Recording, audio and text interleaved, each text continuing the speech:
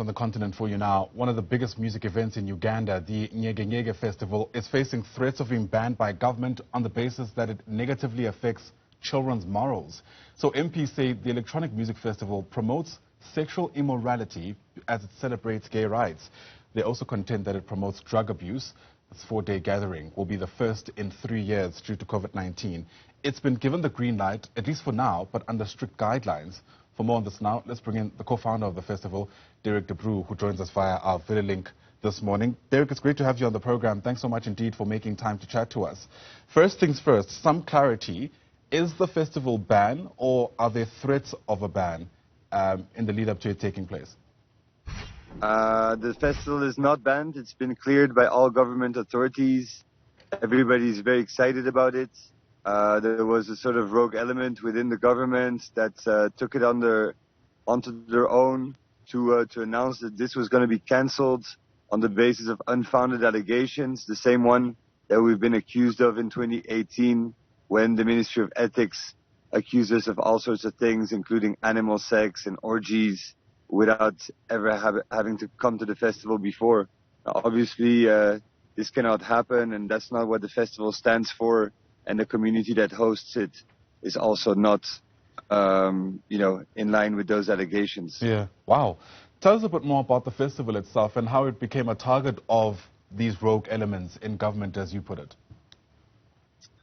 Yeah, I mean, the festival started in 2015, really as a desire to showcase alternative, underground, emerging musicians from East Africa and now from all over the continent.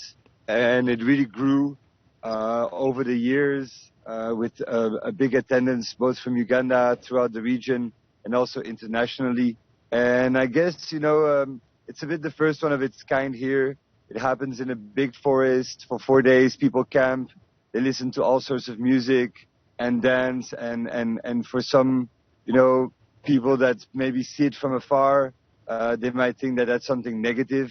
But luckily, we're having a big input in the local economy.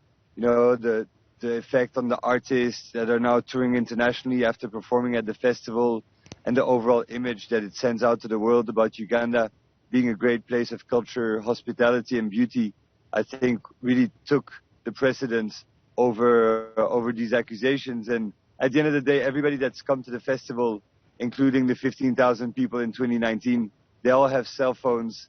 And if any of these allegations would have been right, then, that would be known by now. Yeah.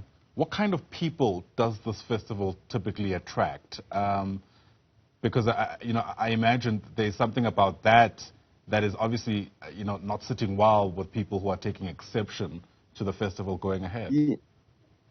Yeah, I mean, obviously, as a festival, we really encourage freedom of expression within the confines of the law, of course. And we also try and be extremely inclusive. So there's different ticket prices depending if you're from the local host community or from the region or from Uganda or, coming from abroad. And I think it's an important festival for a lot of youth because, they feel that, they can be free there, but also they can express themselves. And in terms of underground music scenes, it's really a big gathering. We host over 300 artists throughout the 4 days of the festival, and that community tends to live throughout the year. And a lot of collaborations emerge from that, and also, stars in the making really take it to the next level. We had Shoma Josie, for example, before she won the BET Awards. This year we have an artist called Adoma from Ghana and Kaboshe from Kenya, who we also believe, will use that platform to really take their career to the next level. Yeah. I mean, the opposition to the festival itself going ahead raises several important questions, doesn't it? Especially when you consider what critics of the festival are actually criticizing. I mean, there's almost some kind of homophobic undertone to some of that resistance itself. Do you reckon that might... I mean, that's what... Go ahead. Yeah, that's what's really sad because Uganda is very far from being a homophobic country, and there's more homophobic crime in Western countries than they are in Uganda. And unfortunately, as you probably know as a person of the media, the international media always takes the bite when it comes to pointing the finger at the continent over so-and-so reason without necessarily doing full due diligence. Now, it is true that there's been, laws voted against the homosexual community, and I think that's something that Uganda as a country is trying to grapple with. And, it's just a tough place to be in, because at some point, you're making certain cultural transition as you being more like, connected to the rest of the world. But I can say from what I hear from the government right now, they were really not happy at Uganda being portrayed as such. And there's a lot of people within the government that feel like we should be concentrating on hospitals, schools, roads and jobs and education rather than on people's, private lives. But, this is something that everywhere around the world, like we should remember that anti-gay laws were first put into place by the British government during colonial times.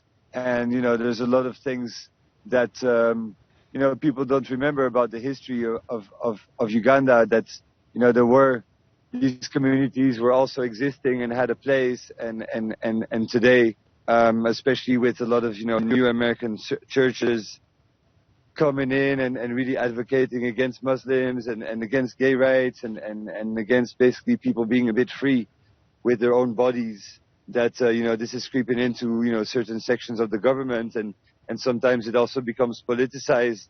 But, it's also not something that I like to talk about that much, because, at the end of the day, this is a society that needs to take its time, and there's different people in society, and at different times, different people hold the microphone. So, but we should definitely not generalize and put every Ugandan in the same bracket. Right. You mentioned that the festival itself is allowed to go ahead. We're being told under strict guidelines. Is that true? And if so, what are those guidelines? Okay, so for any South African that wants to come to Nyege Nyege, you're not allowed to come naked. You're not allowed to participate in orgies. You're also not allowed to use vulgar language. So that one will be a bit more difficult to monitor, I think. But basically, it's also about, the kind of artists that we put on the main stage, that they should really be, hold cultural sensibility. And that's also something that as a festival we always advocate for. We should be, we should remind ourselves that different people think differently, and we should try our best not to, hurt anybody's culture within, of course, the limit of people's freedom. But I think that's something that everybody understands, especially the performers, that, our crowd and attendance is very diverse, and we're here to, spread a good message of love and respect and music and open-mindedness and really the beauty of Uganda. So, as people rally behind that, I think pretty soon these allegations and these hurdles will be a thing of the past. All right, thanks for clearing the air around that. Derek Debru, appreciate your time today on Newzroom Afrika. Derek is the co-founder of the Nyege Nyege Festival, which is going to be held in Uganda. Once again, thanks very much indeed for your time.